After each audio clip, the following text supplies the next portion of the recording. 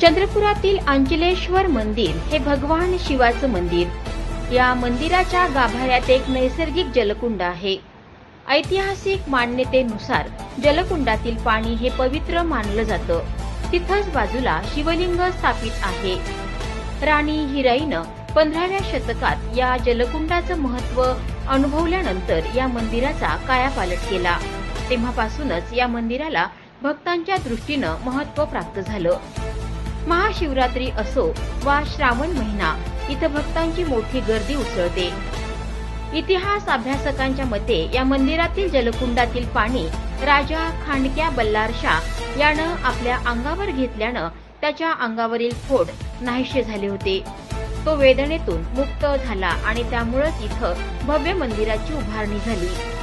चंद्रपूर शहरातील प्राचीन वास्तूंपैकी अंचलेश्वर मंदिर हे एक झरपट नदीच्या तीरावर वसलेलं हे मंदिर पुराच्या पाण्यामुळे बऱ्याच अंशी ढासळलेलं होतं, पण आता त्याच्या डागडुजीचं पुरातत्व विभागानं हाती घेतलेलं काम पूर्ण झालं आहे। त्यामुळे येणाऱ्या पिढ्यांना सुद्धा मंदिर महात्म्य कळू शकणार आहे। हर हर महादेव। आज महाशिवरात्रि मौके पे हमें इतने प्राचीन मंदिर अंचलेश्वर महादेव मंदिर में आने का सौभाग्य प्राप्त हुआ।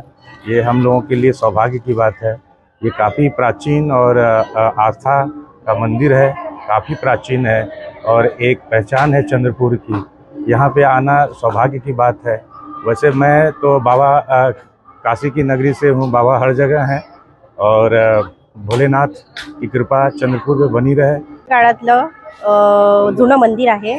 दरवर्षी महाशिवरात्रीला इथे गर्दी असतात। आम्ही पण इथे पूजा अर्चना करायला येतो।